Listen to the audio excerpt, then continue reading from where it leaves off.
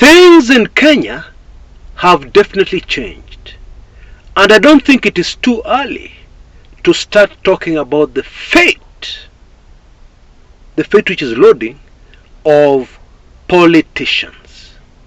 And I'm sure you'll agree with me, there is no better assessment of the situation about the future of politicians. There is no better assessment than an assessment from a sitting member of parliament. Somebody who is bang in the middle of this drama. What are they saying about their future? Okay? Now the legislator for Mumias East, controversial Peter Salasia, a few moments ago on the floor of the House, finished his speech with the following words: "We are doomed," referring to politicians, members of parliament. We are doomed.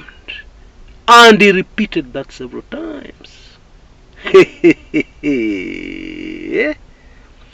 Well, that is pretty obvious. At least it should be, considering the turn of events in the motherland. But let us move on with the other developments in this very eventful day.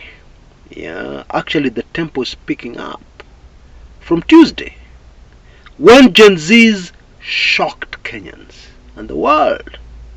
Because as the young men were cowering behind their video games, the young ladies came out in large numbers. Well, today there were more young men, and the tempo has picked up tremendously, confirming our early assessment that this is not going away. Not anytime soon. Remember, these are young people without jobs, and many of them are having the time of their lives, making a difference for the motherland. They have no job to go back to. They don't even have any hope to fall back on.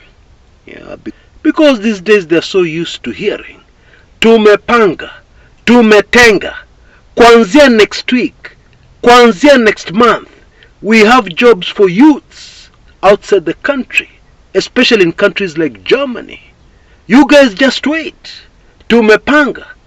They're tired of hearing that rhetoric. Empty words.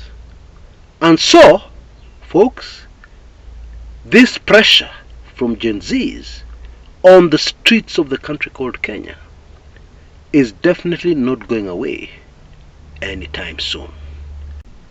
But let us start today's story with a place where we're expecting trouble, but nothing happened.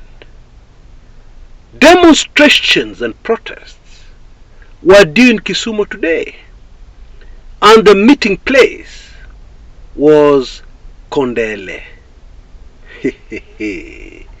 You know, there are so many people all over the world who do not know Kisumu, but they know Kondele because of its reputation.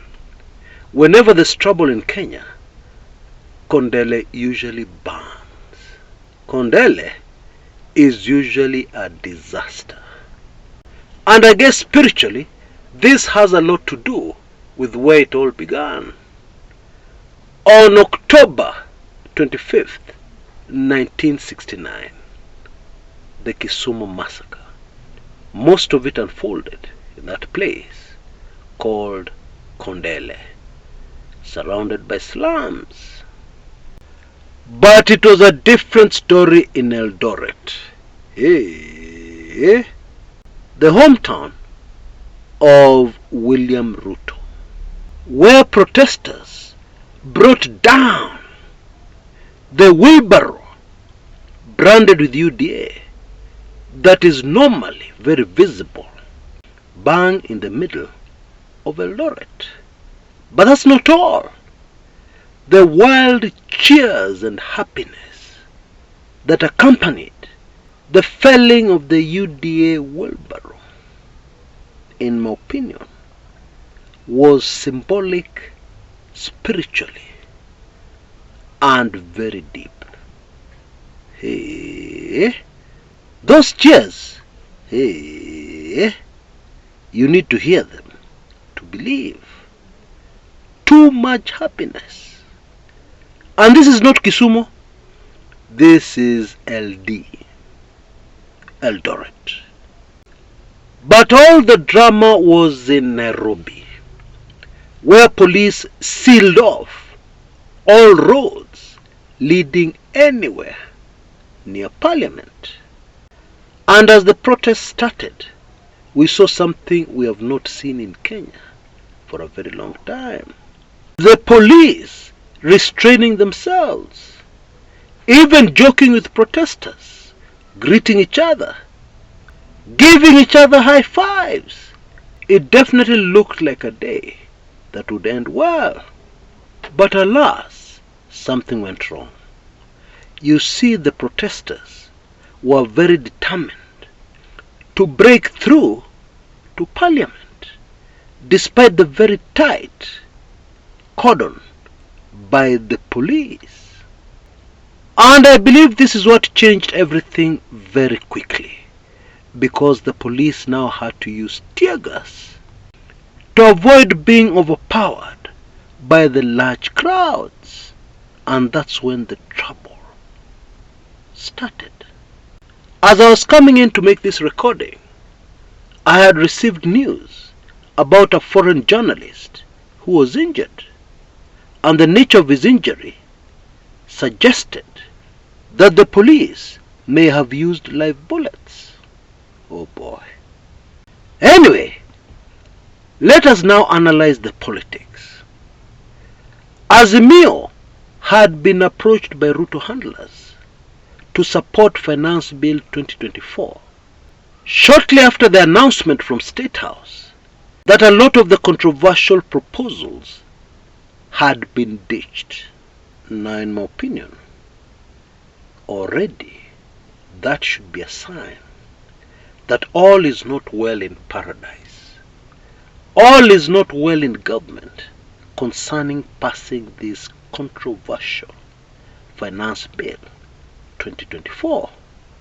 At the very least, things are not going as smoothly as they did in the year 2023, when the finance bill of that year was passed very smoothly, despite so much noise coming from Raila Odinga and Azimio.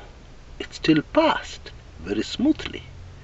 Many opposition members of parliament even voted for it, by not turning up for the vote. But obviously this time round, things are different. Very different.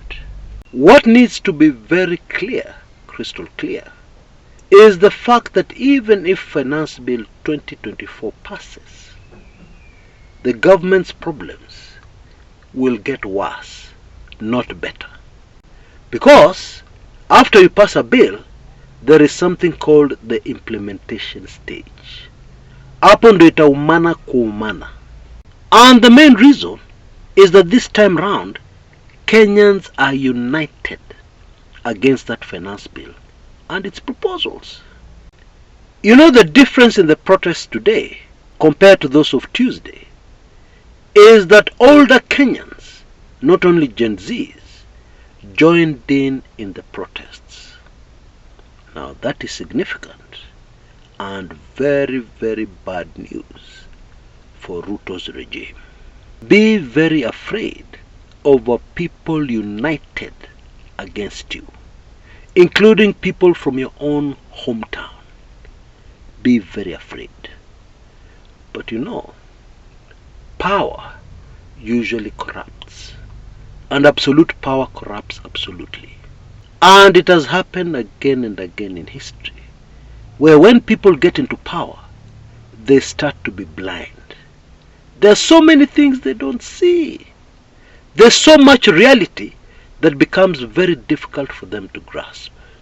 Okay, and this is the reason why there have been regime changes, very sudden for the leaders affected, and they've not had time to escape. They've been caught in the middle of it, simply because their eyes were closed until it was too late. But please don't misunderstand me. I don't think Ruto is going tomorrow or even next week. I believe this regime will fight back with everything they have. And therefore, this duel between the people and the government is going to last many weeks, maybe even many months. But the writing is very clearly on the wall. Very, very clearly. But it should be crystal clear. The Ruto regime is going. We don't know when, but it is no longer a matter of if. It is now just a matter of when. And meanwhile, many of us veterans are getting educated by the Gen Zs. I mean, this is a generation that is tech savvy. You see, the huge difference is that some of us saw computers for the first time when we were already being called dads. But these kids were born with computers around the house, computers all over the offices, the business premises and the working environment of their parents. These kids have embraced smartphones and all kinds of apps that do all kinds of amazing, mind-blowing things. This time round, the government really has a fight on its hands. And it is going to be more than fascinating.